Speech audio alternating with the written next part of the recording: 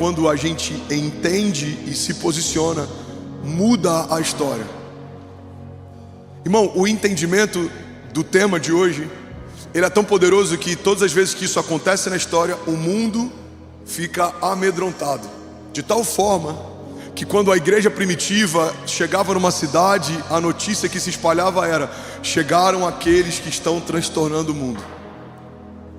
Todos os lugares, em todos os períodos, sempre houve resistência a essa realidade, porque governantes sabem, porque o mundo sabe, porque o inferno sabe, que quando essa realidade se estabelece, algo de Deus vai acontecer. Alguém está comigo? Diga amém. E o tema da mensagem de hoje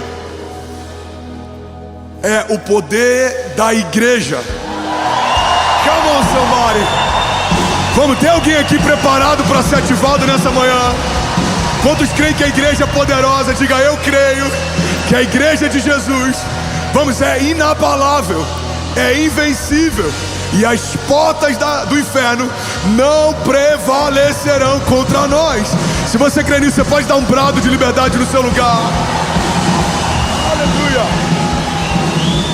Aleluia. Mateus 28:18 diz assim: então Jesus aproximou-se deles e disse: foi-me dada toda a autoridade no céu e na terra.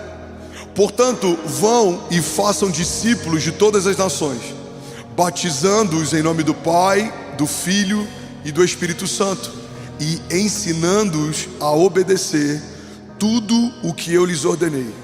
E eu estarei sempre com vocês até o fim dos tempos. Alguém pode dizer glória a Deus por isso? Mateus 28 carrega 3 pilares fundamentais da igreja, e é sobre eles que eu quero falar nessa manhã. Eu queria pedir toda a tua atenção para que a nossa história seja transformada a partir do entendimento dessa palavra. A igreja por muito tempo foi perseguida no Brasil, por um longo período menosprezada. Mas a igreja não é uma placa, não é uma instituição, não é uma denominação. A igreja é o corpo vivo de Jesus. E o corpo de Jesus, ele é imparável, ele é inabalável, ele é ilimitado. Quando estamos ajustados a esse corpo, quando não somos mais um item acessório, mas fazemos parte desse corpo, experimentamos a multiforme graça, homens diferentes, debaixo de uma unção diferente, de um chamado diferente, caminhando sobre o mesmo propósito e vivendo aquilo que seria impossível naturalmente. A igreja de Jesus, ela por muito tempo foi perseguida, menosprezada, porque de fato é assustador ver a força que tem a união de tantas pessoas debaixo do mesmo propósito. Nenhum governo segura, nenhum governador, nenhum rei, nenhum faraó conseguiu deter o poder da igreja. Isso não mudou, a igreja continua poderosa. O problema é que muitas vezes esquecemos o que é vocação e chamado de Deus para a igreja, e queremos entrar em assuntos e pormenores que não fomos chamados para nos envolver. Muitas vezes a igreja se tornou muito mais um lugar para discutirmos usos e costumes ou agendas próprias da nossa própria denominação, que ao invés do evangelho ser pregado, em muitos momentos da história do Brasil, a gente viu igrejas evangélicas que usaram o púlpito como palanque político, ou usaram o púlpito como plataforma para uma agenda ideológica, ou para defender doutrinas. Mas a igreja de Jesus vai muito além disso. A igreja de Jesus é o corpo vivo de Jesus, que opera milagres, sinais e maravilhas, e que se tornou, a partir do sangue do Cordeiro, inculpável e livre de qualquer acusação. Alguém comigo aqui, diga amém. E Mateus 28 fala sobre 3 pilares fundamentais, e é a partir desses 3 pilares que eu quero que a gente se mova hoje. Primeira coisa que Jesus deixa claro em Mateus 28 é que ele delegou para a igreja dele a sua autoridade. Fala comigo: Jesus delegou a autoridade.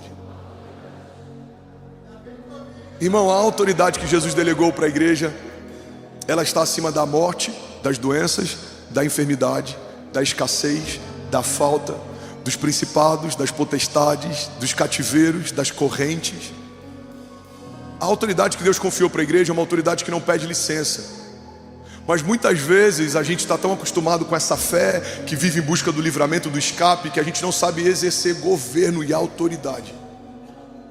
Você quer um exemplo disso? A Bíblia diz que o povo, ele estava cativo por muito tempo, depois ele sai do Egito, ele é liberto, E ele caminha no deserto, até que finalmente, depois de muito tempo, ele chega diante da terra prometida. Mas a Bíblia também diz que esse povo que teve ousadia para se mover, não teve ousadia para acessar.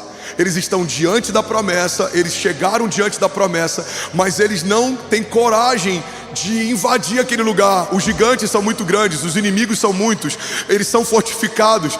E é interessante porque a gente percebe que um povo que por muito tempo se acostumou a viver pelo livramento, mesmo estando diante da terra prometida, não teve coragem de se mover e governar, de se mover e acessar.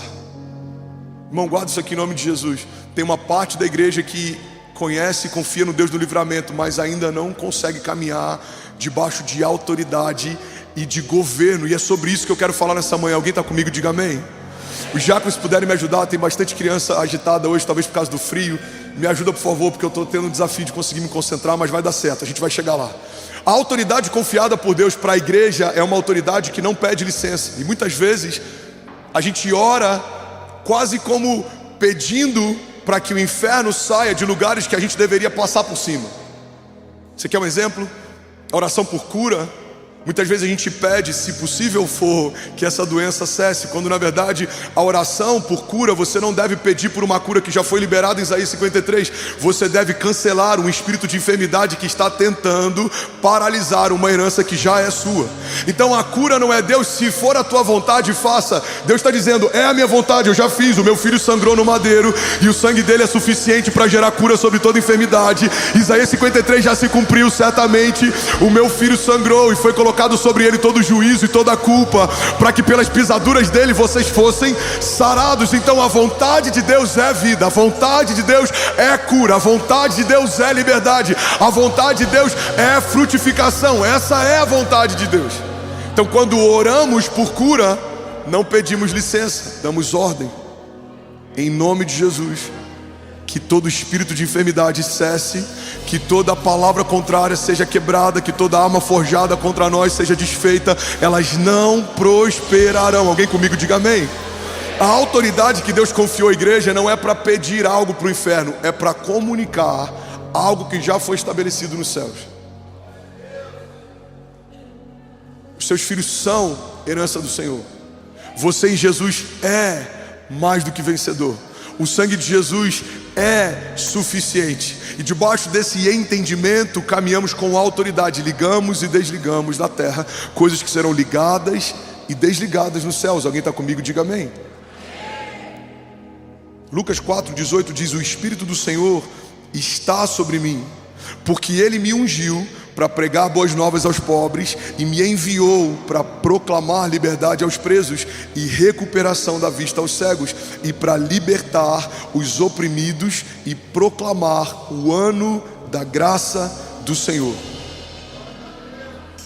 A gente usa esse termo poder e autoridade muitas vezes como se fossem a mesma coisa. Deus nos deu poder e autoridade, mas são coisas diferentes.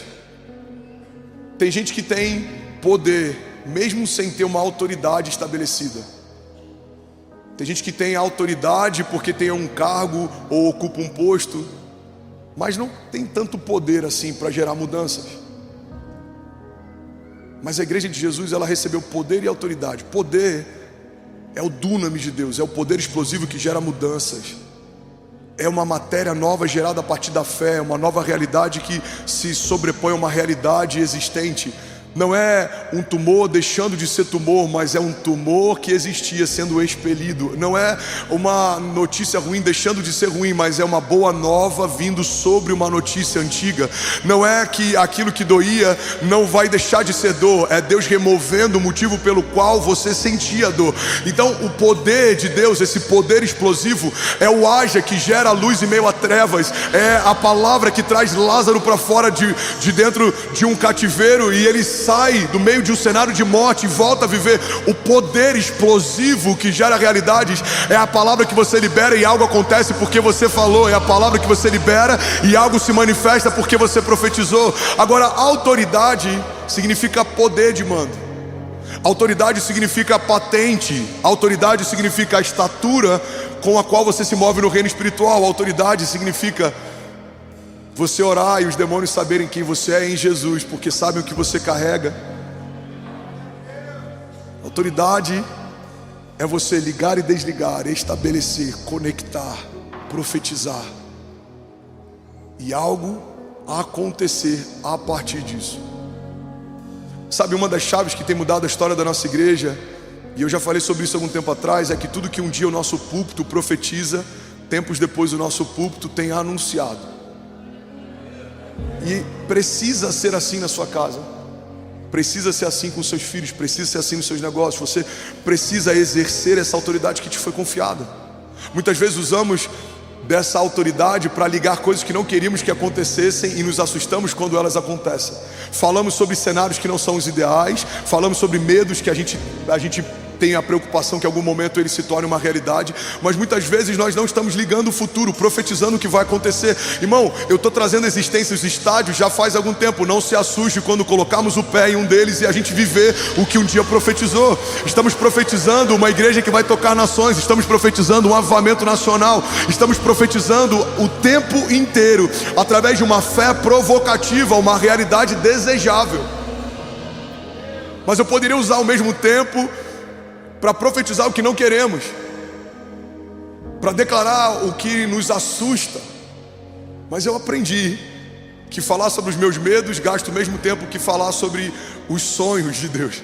Então, ao invés de falar do que me preocupa, eu preciso falar daquilo que pelos olhos naturais não existe, mas pela fé já aconteceu. Essa é a dinâmica da fé, uma dinâmica de antecipação. É tratar o segundo filho como realidade quando você ainda só tem o primeiro. É tratar a expansão como realidade quando você ainda está estabelecendo a primeira parte. É tratar o novo de Deus como realidade enquanto as coisas ainda não aconteceram. É tratar milagres que não são como se já fossem. É tratar uma cidade como sendo um lugar que Deus confiou enquanto você ainda não está estabelecido num bairro. Irmão, é tratar as coisas não na dimensão do que se vê, mas na dimensão do que se crê, porque aquilo que nós vemos é passageiro, é momentâneo, mas aquilo que nós cremos é eterno, é poderoso, é ilimitado, é infindável. É alguém comigo aqui nessa manhã? Então a igreja de Jesus não foi chamada para se mover de forma natural, até porque naturalmente nós somos fracos, culturalmente estamos enfraquecidos. Houve um tempo em que as maiores revoluções eram lideradas pela igreja. Houve um tempo em que as maiores catedrais e universidades e médicos, eles estavam na vanguarda como igreja. Houve um tempo em que os maiores artistas e os maiores espaços e os melhores lugares em cada cidade pertenciam à igreja.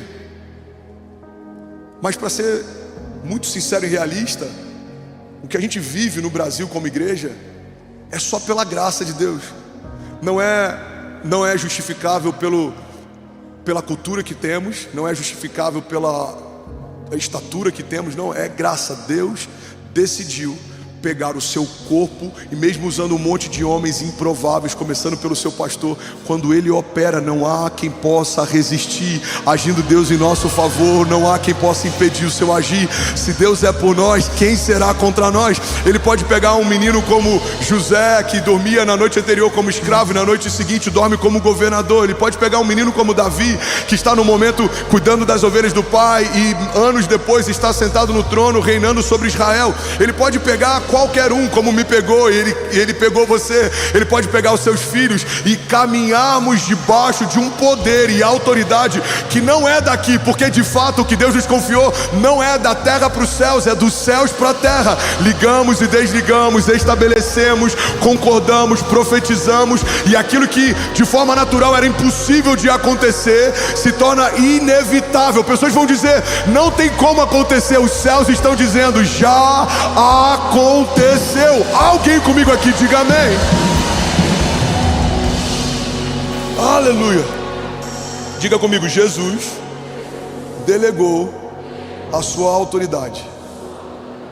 Mateus 16:19 diz assim: e eu lhes darei as chaves do reino dos céus, e o que você ligar na terra terá sido ligado nos céus, e o que você desligar na terra terá sido desligado nos céus. Salmos 115:16 diz: os mais altos céus pertencem ao Senhor, mas a terra Ele confiou ao homem. Romanos 5,17: se pela transgressão de um só a morte reinou por meio dele, muito mais aqueles que recebem de Deus a imensa provisão da graça e a dádiva da justiça, esses reinarão em vida por meio de um único homem, a saber, Jesus Cristo. Alguém comigo aqui, diga amém. A Bíblia diz: os céus pertencem ao Senhor, mas a terra Ele confiou aos homens. A terra Ele confiou aos homens. Irmão, quando a igreja entende o poder que ela carrega debaixo do poderoso sangue de Jesus, a gente não consegue mais ser medroso, a gente se torna ousado. Como Davi, um exército inteiro temendo um homem grande. Davi olha para aquele homem e a única coisa que Davi vê é a vulnerabilidade dele. Aquele homem não carrega uma aliança com Deus, ele era incircunciso, ele não estava debaixo da aliança. Por isso que Davi olha para o gigante e fala: quem é esse incircunciso filisteu? Em outras palavras, ele está dizendo: quem é esse homem que não tem uma aliança com Deus, afrontando um exército debaixo da aliança de Deus? Davi viu o que eles não viram, por isso Davi se moveu de uma forma que eles não se moveram, porque eles olharam para a estatura do gigante e acharam que a estatura do gigante era amedrontadora. Davi viu a ausência de uma aliança e viu que a ausência de uma aliança era um ponto vulnerável que ele poderia acessar. Então ele vai na força do Senhor, ele pega algumas pedras e vai diante de um homem grande, mas o que Davi vê é só um homem desprotegido. Irmão, guarda isso em nome de Jesus. A aliança de Deus te protege, a aliança de Deus te guarda, a aliança de Deus é o que mantém você escondido. Ele é refúgio, fortaleza, socorro presente na hora da angústia. Mas os seus inimigos estão vulneráveis, não há aliança de Deus sobre eles. O tumor não tem uma aliança com Deus, a morte não tem uma aliança com Deus, a escassez não tem uma aliança com Deus, principados não tem uma aliança com Deus, potestades não tem uma aliança com Deus. Então quando o inferno se move contra você, você precisa entender que aquilo que se levanta contra você não é maior do que aquilo que habita em você. Na igreja de Jesus, o mesmo poder que ressuscitou Jesus Cristo dos mortos. Então não há aliança de Deus com os seus inimigos. Eles virão contra você por um caminho, mas por 7 caminhos eles fugirão. Serão confundidos, como Josafá, que levanta o ministério de adoração à frente da sua guerra, e quando chega no campo de batalha, a Bíblia diz que os seus inimigos se confundem, começam a se degladiar entre si, e quando eles chegam para lutar, não há mais o que lutar, porque os seus inimigos já se derrotaram a si mesmos. Deus está chamando uma igreja que vai se posicionar, e os nossos inimigos se confundirão, e eles mesmos se degladiarão. Você não vai precisar sujar suas mãos com o sangue inimigo. Os seus inimigos aqui serão sucumbidos pela palavra que você carrega.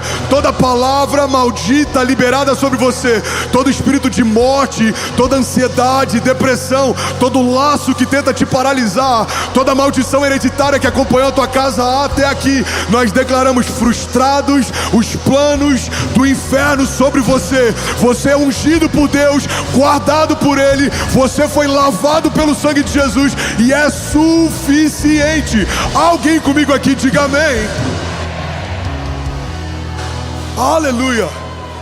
Então fala comigo, diga: Deus me deu poder e autoridade para ligar e desligar, estabelecer, profetizar, avançar sem medo, e as portas do inferno não prevalecerão contra mim. Diga: não há cadeias, correntes, grilhões que suportem o peso da glória de Deus. Diga: todo cativeiro quebrado agora, em nome de Jesus. Toda tempestade cessando agora, em nome de Jesus. Todo levante do inferno recuando agora, em nome de Jesus. Diga: tudo que estava desalinhado, fora de ordem, diga: nós damos uma ordem, que o caos cesse agora, em nome de Jesus. Que a paz de Deus, que excede todo entendimento, seja sobre a minha casa e sobre os meus. Diga: que a riqueza de Deus, que não acrescenta dores, seja derramada sobre mim. Diga: que os planos de Deus governem os meus planos. Que a vontade de Deus seja sobre a minha vontade. Que seja feito na terra, assim como é feito nos céus. Diga: e nós avançaremos. Vamos, igreja, declare com autoridade. Diga: avançaremos. romperemos em fé, andaremos sobre as águas. No meio da crise, prosperaremos ainda mais, porque nós não somos daqui. A nossa resposta e o nosso socorro vem dos céus.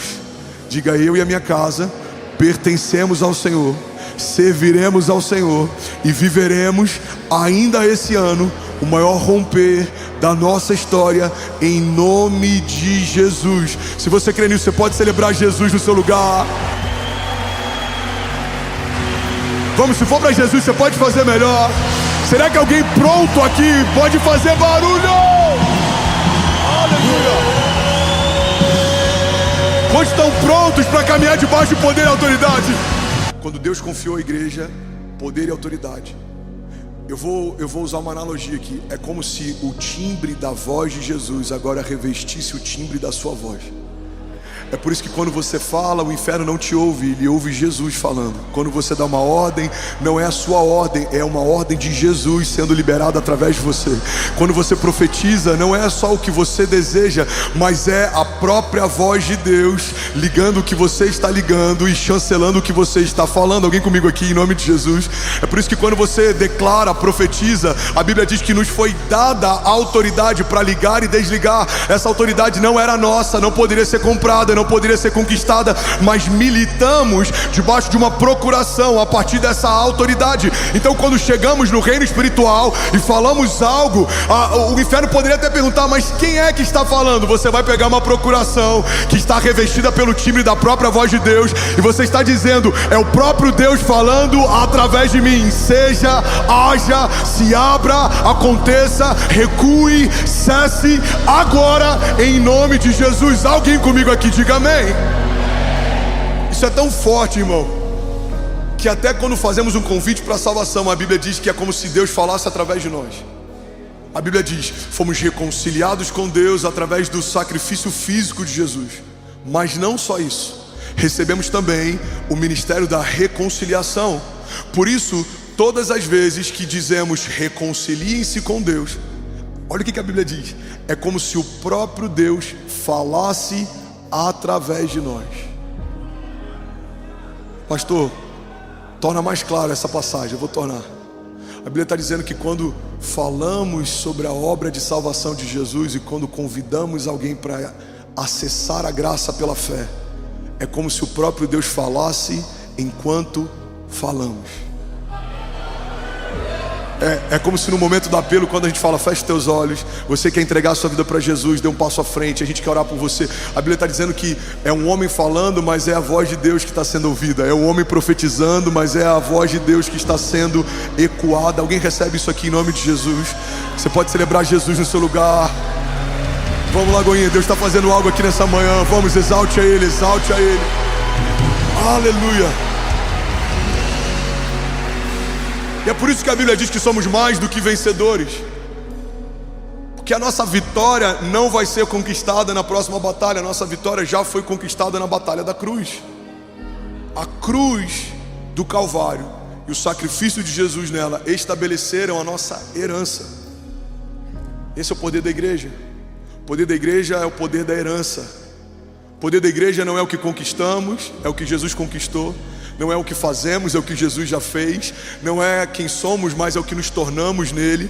Não é o que falamos, mas é o que ele fala através de nós. Você se tornou boca de Deus na terra, irmão. Você está ligando e desligando.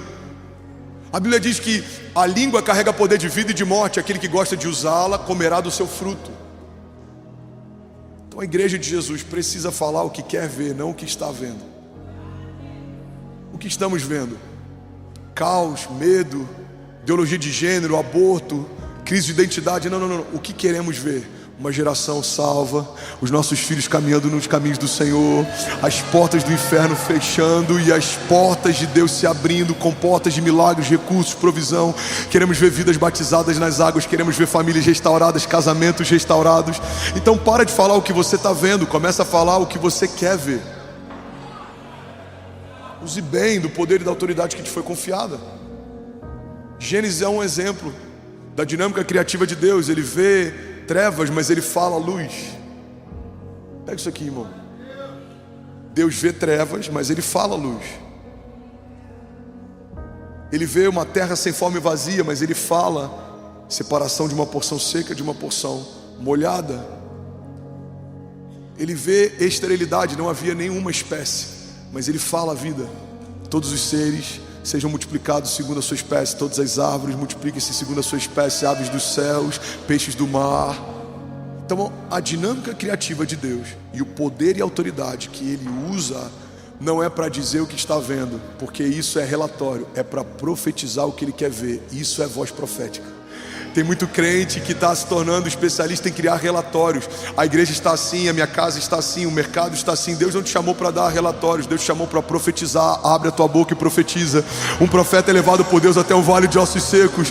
Ele vê um vale de ossos secos, existe morte, os ossos estão ressequidos, não tem como nada acontecer. Mas a partir do momento que o profeta profetiza o que quer ver, algo novo acontece. Vale de ossos secos, ouçam o que diz a voz do Senhor, voltem a viver. E um vale de ossos secos se tornou um exército forte e poderoso. Alguém comigo aqui, diga amém. Eu tenho 10 minutos, eu preciso correr. Alguém está recebendo algo de Deus aqui nessa manhã? De verdade, alguém pode celebrar Jesus aqui nessa manhã? Aleluia. Segundo pilar fundamental da igreja.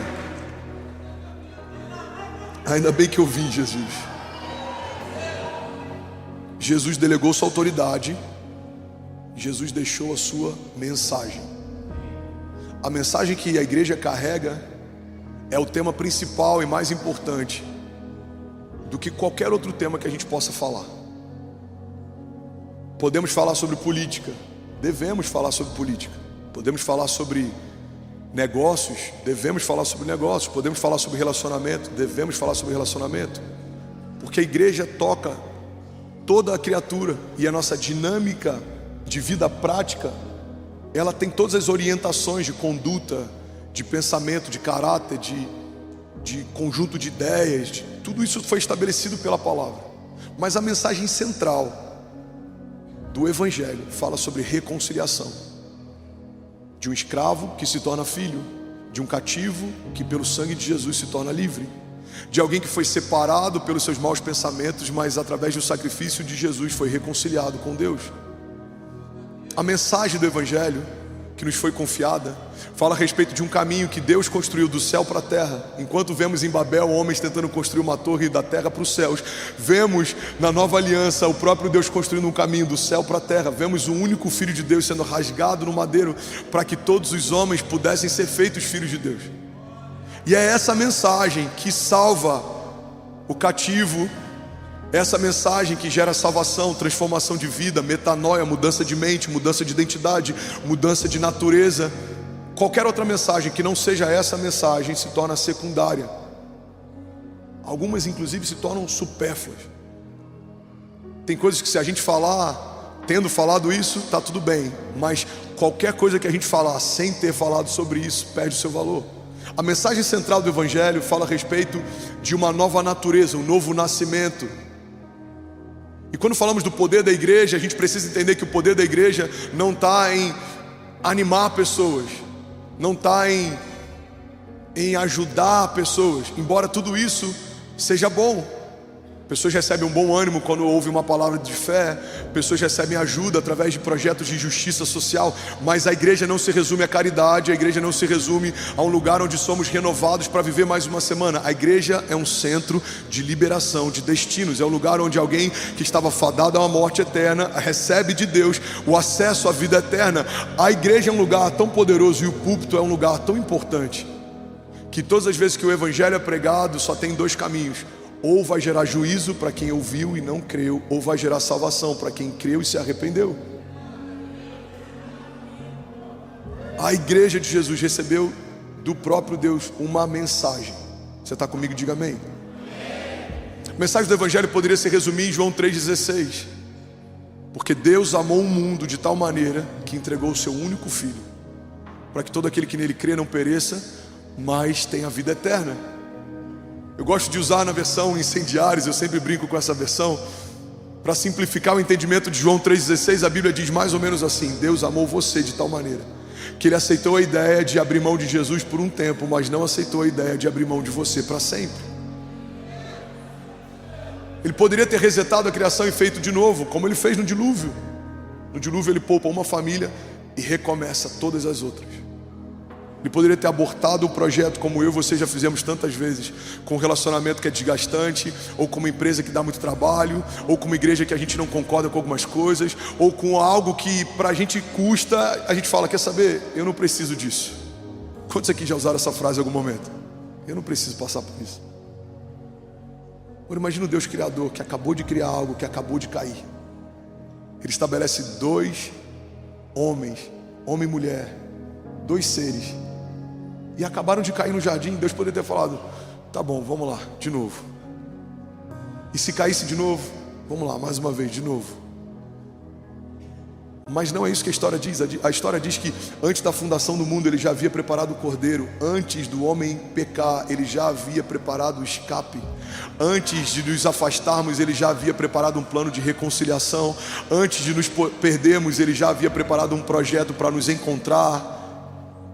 E essa mensagem, que ela atravessa gerações, é por essa mensagem que os heróis da fé aguardavam o cumprimento dela. Hebreus 11 diz, todos esses heróis da fé aguardaram o cumprimento da promessa, mas morreram sem vê-la se cumprir. A gente lê Hebreus 11 e a gente fala, não faz sentido, se os heróis da fé não viram o cumprimento das promessas, como que eu vou ver os cumprimentos das minhas promessas? Mas as promessas que os heróis da fé não viram se cumprir não eram promessas pessoais, era uma promessa que eles aguardavam, que em algum momento Deus enviaria o seu filho, e o verbo seria encarnado, e o filho de Deus sangraria no madeiro, porque maldito é todo aquele colocado sobre o madeiro, e então haveria salvação por meio de uma reconciliação estabelecida a partir de uma nova aliança. Irmão, o que Abraão não viu, o que Moisés não viveu, o que Davi não viveu, nós nascemos num tempo em que já se cumpriu. O Filho de Deus já veio, o Messias já foi entregue, ele foi morto, e ao terceiro dia ele ressuscitou. Estamos debaixo de uma aliança que não vai se cumprir, ela já se cumpriu. Aquilo que o profeta Joel havia declarado, derramarei o meu espírito sobre toda a carne, os vossos velhos terão sonhos, os vossos jovens terão visões, os vossos filhos e as vossas filhas profetizarão. Já se cumpriu em Atos 2, os céus se abriram, estavam todos reunidos em um só lugar, até que veio sobre eles revestimento de poder, e a igreja de Jesus foi revestida de poder e autoridade. Nós nascemos de novo em Cristo Jesus. Há alguém comigo aqui? Diga amém. E essa é a mensagem. A mensagem que vale a pena gastar a vida para falar, a única mensagem capaz de mudar uma geração, de ressuscitar mortos, de curar enfermos, de libertar cativos, de restaurar casamentos, de mudar o caráter de um homem ruim, transformá-lo em um homem bom. A única mensagem capaz de pegar um perseguidor de igrejas como Saulo e transformar num plantador de igrejas como Paulo. A única mensagem que faz alguém como Estevão, mesmo sendo apedrejado, vendo a glória de Deus resplandecendo sobre a sua face, porque sabia que a vida eterna estava aguardando. A mensagem da cruz do Calvário é a única mensagem que vale a pena ser propagada pela igreja de Jesus. Há alguém comigo aqui? Diga amém. Então fala comigo. Jesus entregou para a igreja a autoridade, e Ele nos confiou a sua mensagem. Qual é a mensagem do Evangelho? A mensagem do Evangelho fala sobre substituição, fala sobre algo que eu e você jamais faríamos, mas Ele fez. Fala sobre alguém que era bendito e se fez maldito para você ser abençoado. Fala sobre alguém que era livre e se fez escravo para você ser liberto. Fala sobre alguém que era filho e se fez pecado para você receber filiação. Fala sobre alguém que estava na glória e veio para a terra para você poder acessar a glória. Fala sobre alguém que tinha vida, que era a própria vida, e que enfrentou a morte para que nós que estávamos mortos em delitos e pecados pudéssemos voltar a viver. A mensagem do Evangelho fala sobre substituição. Igreja, olha para mim. Tudo o que a gente profetiza aqui sobre bênçãos financeiras, com portas se abrindo, milagres, sobre estabelecermos novos lugares, caminharmos em uma dinâmica de poder e autoridade, ligarmos e desligarmos, tudo isso é maravilhoso, mas é passageiro.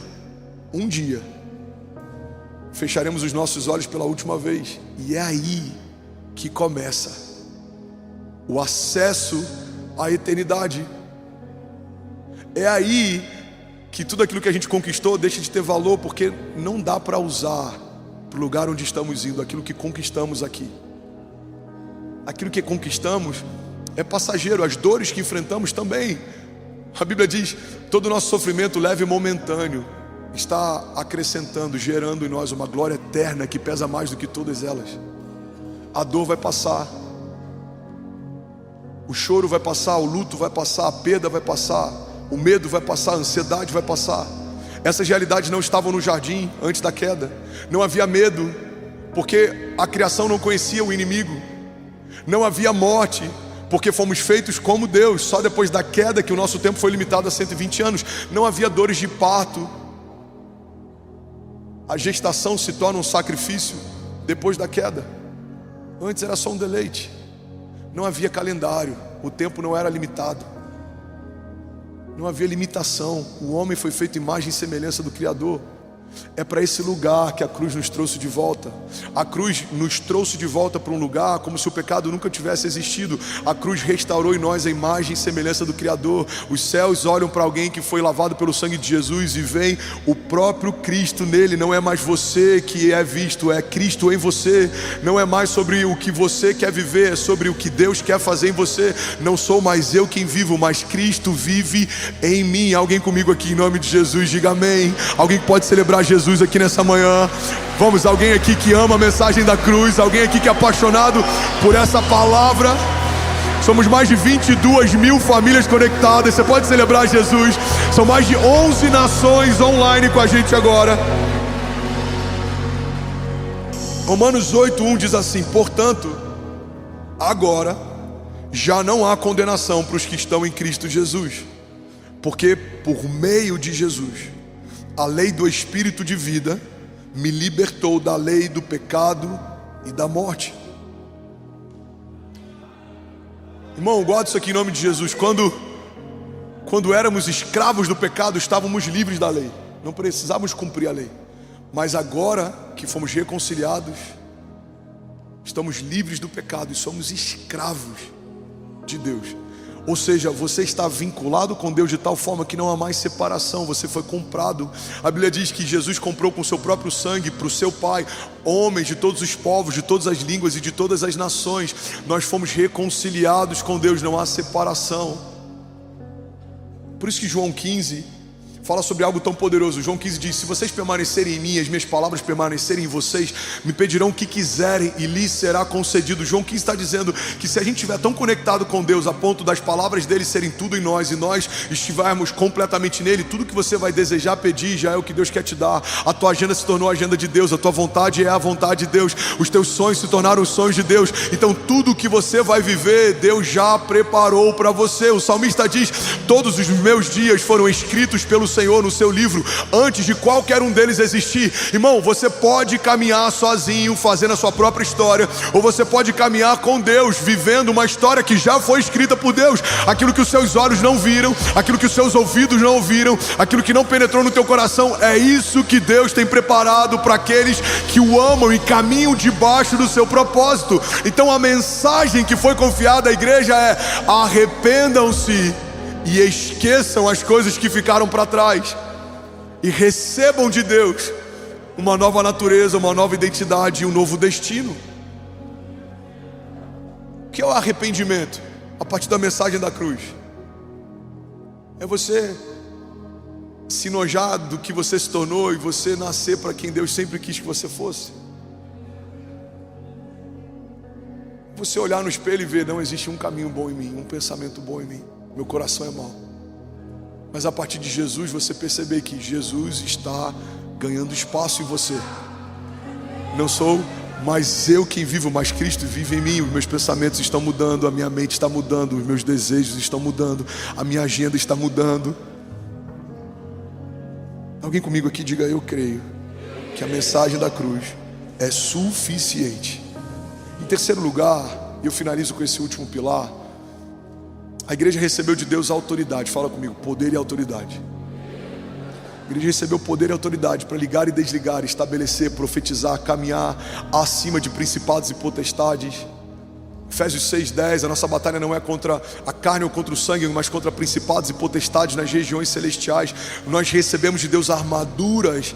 Nós fomos comissionados por Deus através de uma procuração. Você em Deus é poderoso, irmão. Você em Deus é invencível.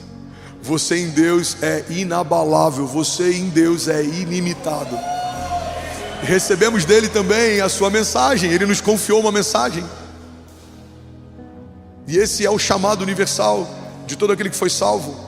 Ide por todo mundo, pregue o evangelho, façam discípulos, batizem em meu nome. E o terceiro pilar fundamental da igreja, e glória a Deus por isso, é que ele nos prometeu a sua companhia. Alguém pode dizer glória a Deus por isso? Mateus 28:18, que é o texto central da mensagem de hoje, e eu vou ler para a gente finalizar, diz assim: então Jesus aproximou-se deles e disse: foi-me dada toda a autoridade no céu e na terra. Portanto, vão e façam discípulos de todas as nações, batizando-os em nome do Pai, do Filho e do Espírito Santo, e ensinando-os a obedecer a tudo o que eu lhes ordenei. Essa é a mensagem. E o terceiro pilar: e eu estarei sempre com vocês até o fim dos tempos. Alguém pode dizer glória a Deus por isso? Eu, se fosse você, estava celebrando com mais força. Eu estarei com vocês até o fim dos tempos. Igreja, pega isso aqui em nome de Jesus. Não existe nada mais poderoso no reino de Deus do que a presença do rei. Olha para mim. Não existe nada mais poderoso no reino de Deus do que a presença do rei. Porque um reino sem rei não se sustenta. Um reino sem rei tem leis, tem regras, mas não tem a presença. A companhia que nos foi confiada e garantida é a resposta para qualquer desafio que você tenha. Por que as coisas vão cooperar, pastor? Porque a presença de Deus habita em você. Por que os inimigos vão bater em retirada? Porque a presença de Deus habita em você. Por que as portas vão se abrir sem que eu faça força? Porque a presença de Deus habita em você. Porque a presença de Deus habita em você. Você não foi chamado por Deus para ser uma pousada de Deus. Você foi chamado por Deus para ser uma morada de Deus. Ele não te visita, Ele habita em você. É algo que é estabelecido, é para sempre. Deus, Ele escolheu habitar em você. O Deus que chama as estrelas pelo nome e elas se apresentam enfileiradas, é o mesmo Deus que se apequenou, e eu coloco entre 3 aspas, para caber dentro da sua própria criação. Irmão, o Deus que fez os fundamentos da terra, o Deus que estabeleceu o cosmos, o Deus que fez todas as coisas que existem quando nada existiu, esse mesmo Deus que é tão grande a ponto de passear na eternidade e estabelecer tudo mesmo quando nada existe, Ele decidiu se apequenar para caber dentro da sua própria criação. Deus habita em você, Deus habita em você, a vida de Deus habita em você. Você é morada de Deus, você é tabernáculo de Deus. Ele tabernaculou entre nós, Ele habita em você. O seu coração foi feito um altar. É por isso que nós chamamos o palco de palco. Pastor, isso aqui é um altar? Não, isso aqui é um palco, porque o altar de Deus é você, é o teu coração. É nesse lugar que Ele é adorado, é nesse lugar que Ele foi centralizado, é nesse lugar que Ele foi estabelecido. Por isso nós abrimos o nosso coração para Ele habitar e reinar e governar. Alguém comigo aqui, diga amém. Por isso que eu sempre chamo auditório de auditório. Pastor, lá no templo 3, lá no santuário. Não, santuário somos nós. Não, o templo é você, a habitação de Deus é você. Isso é só auditório. Você pode pintar o auditório, você pode modificar o auditório, você pode usar para outro fim o auditório, mas você não, você é uso exclusivo de Deus. Não há outro fim de uso em você. Você não serve para mais nada além de ser filho de Deus. Você foi ungido por Deus, você é propriedade de Deus. Há um selo sobre você, há uma patente sobre você, há alguém que governa você, e Ele é dono de tudo, e Ele é proprietário de tudo, e ainda assim te deu autoridade para que você usufrua. Você foi feito herdeiro de Deus, co-herdeiro em Cristo Jesus. Então Ele é ciumento, Ele não abre mão de você, Ele não negocia você, Ele não empresta você, Ele não aluga você. Auditórios são alugados, cedidos, emprestados. Você não. Deus não abre mão de você. Alguém comigo aqui em nome de Jesus? Aleluia, aleluia. O que sustenta você de pé é a presença que habita em você. O que afugenta os seus inimigos é a presença que habita em você. O que garante o teu futuro é a presença que habita em você. A presença Muda o ambiente, você entra no ambiente e as pessoas falam, cara, tá diferente. Quantas vezes já ouvi pessoas falando, pastor, você sobe, quando você começa a falar, eu sinto o ambiente mudando. A presença, eu sem a presença, você não consegue ouvir 3 minutos. Com a presença tem gente que ouviria mais de 1 hora. O louvor, tem algo diferente, os meninos começam a cantar e muda a atmosfera. E parece que a gente está acessando os céus. É a presença atrai os céus para a terra. A presença atrai presenças angelicais. A presença faz com que milagres que eram impossíveis se tornem inevitáveis. Tudo acontece na terra por causa da presença. Alguém comigo aqui, diga amém. E ela está disponível. Fala para quem está do seu lado, está disponível.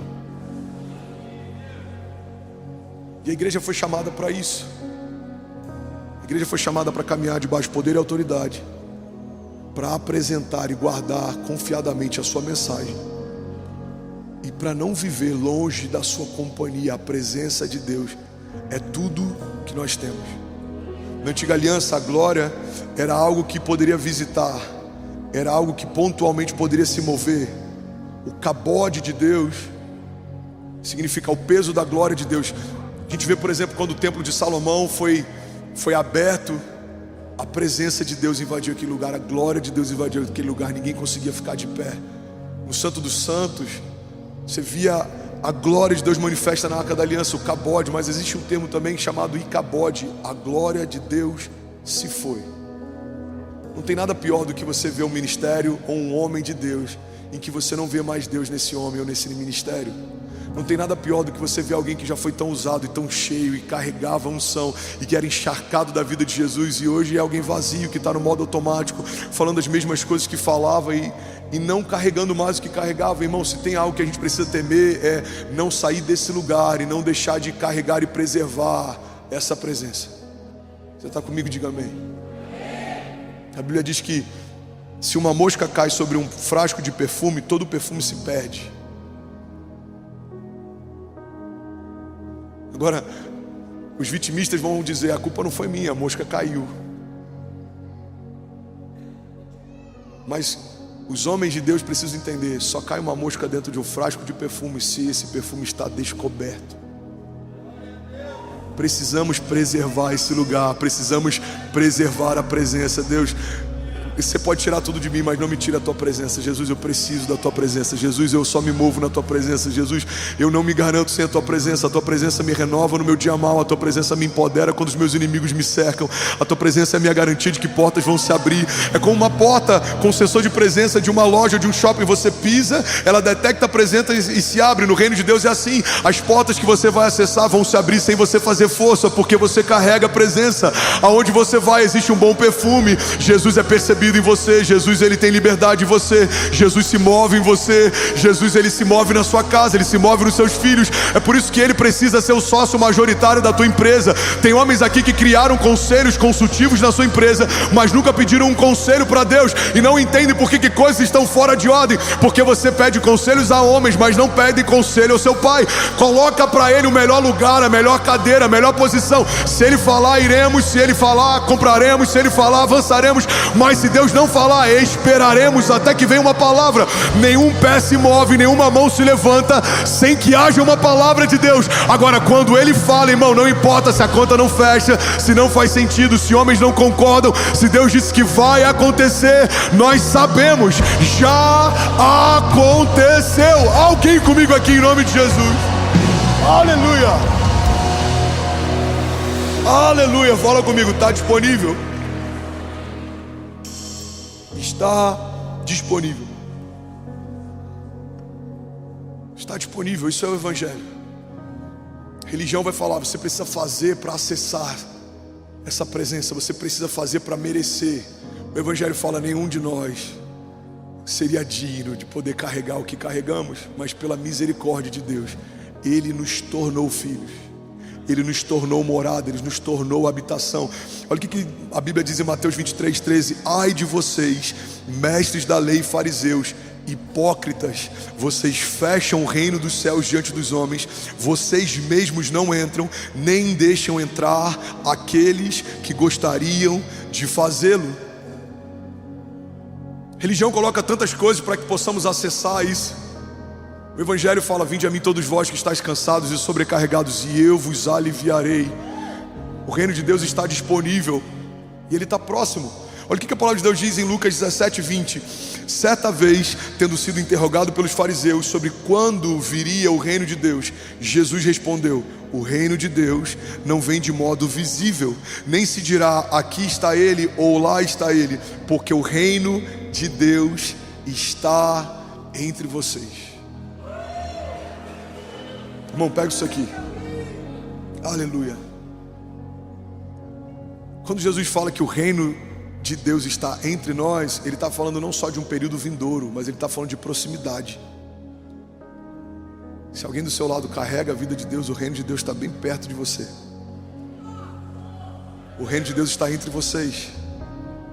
Somos parte desse reino, embaixadores desse reino, falamos em nome desse reino, temos autoridade para ligar e desligar coisas a partir desse reino. Somos parte. Então quando você entrar na tua casa hoje, mesmo que talvez alguns lá não creiam em Jesus ou não sejam salvos, o reino de Deus está entrando na tua casa. Quando você chegar na tua empresa, fecha a porta do teu trabalho, profetiza, não tem um funcionário cristão, você não tem um sócio cristão. Pai, o reino de Deus está nesse lugar, a tua bênção está nesse lugar. Eu reivindico as realidades dos céus sobre esse lugar, que a tua presença invada esse lugar, que o inferno seja dissipado, que as trevas recuem, porque eu cheguei aqui e eu carrego a tua vida, e a tua vida é suficiente. E onde ela habita, algo acontece, e onde há liberdade para que ela flua, coisas sobrenaturais se movem. Você recebeu de Deus, e eu preciso finalizar, fica de pé no seu lugar. Poder e autoridade. Nos foi confiado uma mensagem, e Ele garantiu para nós a sua companhia. Você não está sozinho. Feche teus olhos no teu lugar, eu quero orar com você. Enquanto o instrumental lidera a gente, você que é batizado com o Espírito Santo, seja livre. 23 mil famílias online, talvez a gente seja 46 mil pessoas, talvez sejamos 50 mil pessoas ao mesmo tempo aqui, debaixo desse mesmo Espírito. Feche teus olhos em nome de Jesus. A Bíblia diz que quando dois ou mais estiverem reunidos no nome dEle, lá Ele estará. A Bíblia diz que quando concordarmos a respeito de qualquer coisa debaixo dos céus, assim será feito. A Bíblia diz que se ligarmos na terra, algo será ligado nos céus. Se desligarmos na terra, algo será desligado nos céus. Então eu queria te convidar de olhos fechados até esse momento com Deus. Não se esquece, irmão, você está encharcado da vida de Deus. Você foi feito casa de Deus. Você é morada dele. Ele habita em você, Ele se move em você. E se você der liberdade, Ele vai fazer coisas que você ainda não viu fazer. Ele quer gerar em você coisas que você ainda não viu gerar. Ele quer remover cada vez mais a aparência que você tem de você e gerar cada vez mais a aparência dele em você, até que não dê mais para diferenciar quando é ele e quando é você. Você falando vai ser o próprio Deus falando. Você sonhando vai ser o próprio sonho de Deus se movendo. Você vai caminhar debaixo da vontade dele. Você vai caminhar debaixo da agenda dele. Você vai se mover debaixo do tempo dele. E agindo Deus em nosso favor, quem impedirá o seu agir? Salmos 91:9 diz: se você fizer do Altíssimo seu refúgio, nenhum mal atingirá e desgraça alguma chegará à sua casa. Salmos 18:28 diz: tu, Senhor, mantém acesa a minha lâmpada, e o meu Deus transforma em luz as minhas trevas. Salmos 3:3 diz: mas tu, Senhor, és o escudo que me protege, és a minha glória e me faz andar de cabeça erguida. Feche teus olhos em nome de Jesus. Pai, nós declaramos liberdade para o teu fluir nessa manhã. Nós declaramos liberdade para o teu mover nessa manhã. Remove, Jesus, toda a cadeia, remove todo o sofisma, remove toda a mentira que nos impede de nos movermos, de nos lançarmos, de confiarmos mais. Jesus, nós declaramos como um batismo nessa manhã acontecendo sobre cada um de nós. Remove tudo que nos impedia de crer, de nos mover, de confiar. Jesus, remove toda a cadeia e toda a corrente, remove todo o grilhão, remove toda a mentira, todo o trauma. Nós declaramos em nome de Jesus. E aí, tudo bom? Você acabou de assistir uma mensagem aqui do nosso canal. Eu tenho certeza que ela te edificou e que ela vai gerar algo novo em você. E a gente separou mais 2 vídeos. Eu quero deixar essas indicações aqui para você continuar queimando com Jesus. E eu quero muito te fazer um pedido também. Se essa mensagem te edificou, comenta aqui embaixo, segue o canal, me ajuda a compartilhar para que mais pessoas sejam tocadas também. Deus te abençoe.